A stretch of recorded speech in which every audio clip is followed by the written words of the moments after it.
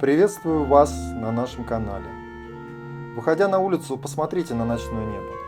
Вы увидите незабываемую, манящую бесконечность. Невооруженным глазом мы не можем увидеть больше 3000 звезд на каждом полушарии.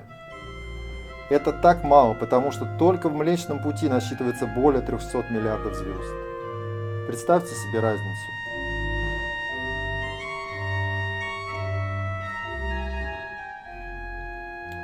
Жители Земли сейчас борются с коронавирусом, но это не так смертельно для жизни на Земле, как, например, падение астероида или кометы, или когда мы сожжем каким-нибудь экспериментальным оружием атмосферу. Вирус победим, и это испытание и урок всему миру.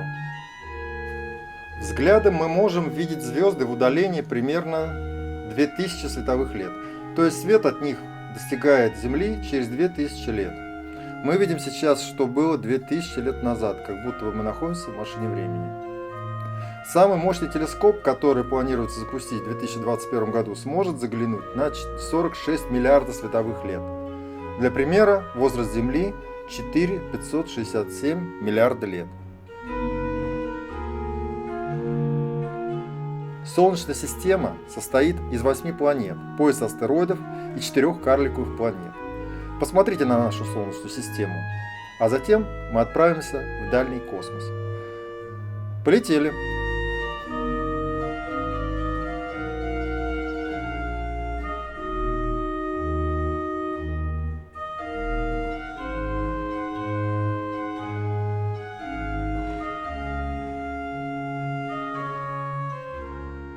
Луна вращается как самостоятельная планета вокруг Солнца, подобно другим планетам. Существует гипотеза, что Луна появилась у Земли всего 12 тысяч лет назад. Что говорится в древних текстах? Во многих древних текстах говорится, что Луны на небосводе не было, что ее притащили боги, и что после ее появления произошел Великий потоп. Сейчас мы подлетаем к одному из самых загадочных мест в Солнечной системе. Это пояс астероидов. Он находится между Марсом и Юпитером. Раньше здесь находилась планета Фаэтон, где жила высокоразвитая цивилизация, обладающая знаниями, которые недоступны землянам. Но в связи с тем, что планета близко приблизилась к Юпитеру, ее разорвало. Фаэтонцы знали и готовились к этому сценарию, и нашли себе новую другую планету. И перед взрывом эвакуировались. Фаэтонцы оставили автоматические базы на Луне и других планетах Солнечной системы, и часть добровольцев, которые должны были зафиксировать, что произойдет с планетой и как изменится Солнечная система. Они начали в какой-то степени помогать людям, и о чем можно судить по артефактам и различным археологическим находкам. А когда они все умерли, остались только автоматические системы, расположенные на Луне и других планетах.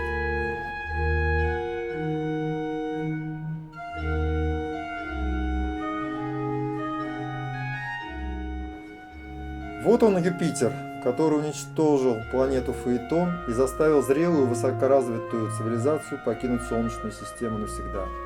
Вернуться они не смогут из-за специфики кротовых нор. Мы только сможем отправиться к ним при развитии соответствующих технологий. Все 4 планеты-гиганта имеют кольца. Самые большие известные кольца – это у Сатурна. В 1610 году их наблюдал Галилей. Однако понять, что это кольца, удалось лишь через несколько десятилетий. В наши дни детальные данные по кольцам Сатурна получены межпланетной станцией Кассини. Кольца Урана и Нептуна были открыты при наземных наблюдениях, а вот кольца Юпитера точно разглядел только космический аппарат Voyager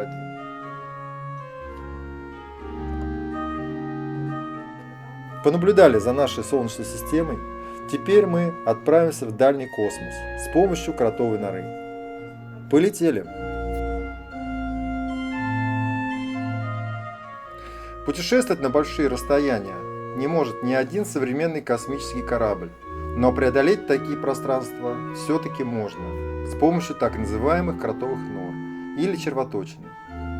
Это является туннелем, который связывает между собой различные пространства, находящиеся в удалении друг от друга в сотни миллиардов световых лет. И это расстояние мы можем преодолеть за короткий промежуток времени и произвести путешествие в прошлое и, соответственно, и в будущее. Кротовые норы есть везде, и около Земли, и во всей Солнечной системе. Они есть даже на Земле. Часть данных нор позволяет перемещаться в другие измерения и даже в дальний космос.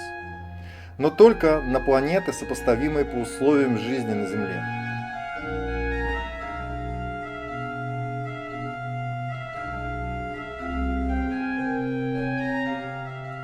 Туманности в большинстве своем представляют собой тусклые объекты и чаще всего не видны невооруженным глазом.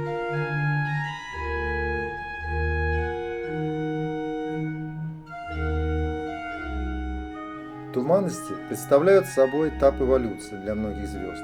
Звезды средней и малой массы создают планетарные туманности. Представьте себе, сколько неизведанных миров представляется нашему глазу. Галактики, системы, напоминающие нашу Солнечную систему и отличающиеся от нашей системы кардинально. И если задуматься, сколько обитаемых миров в данном необъятном пространстве существует.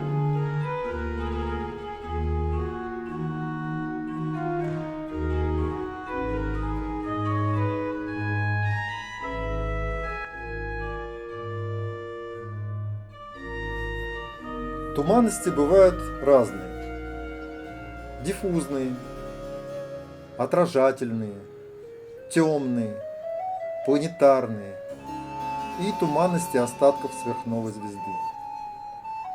Диффузные туманности не имеют собственного источника энергии.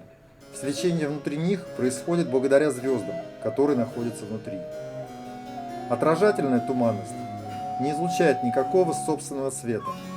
Это облака газа и пыли, которые отражают свет от рядом расположенных звезд.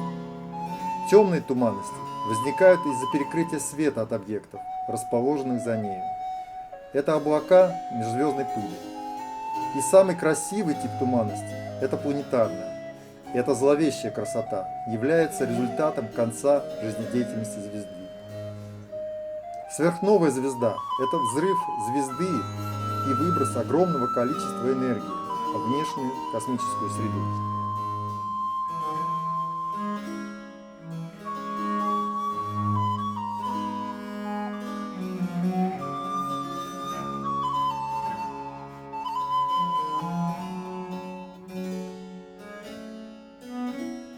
Посмотрите на это великолепие, недоступное нам.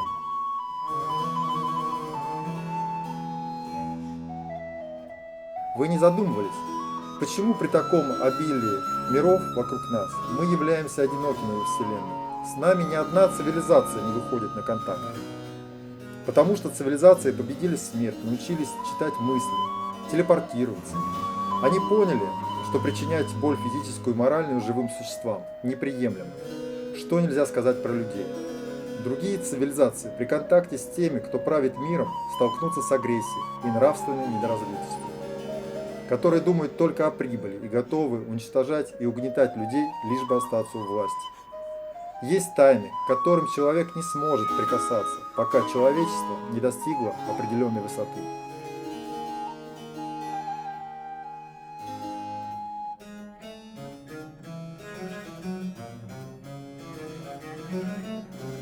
Земля настолько хрупкая, что нужно все делать, чтобы сохранить ее. Нужно не дырки в земле делать и выкачивать нефть и газ, а внедрять энергетические технологии, которые давно существуют, но их применение сдерживает, подкупая, запугивая изобретателей и даже уничтожая несговорчивых.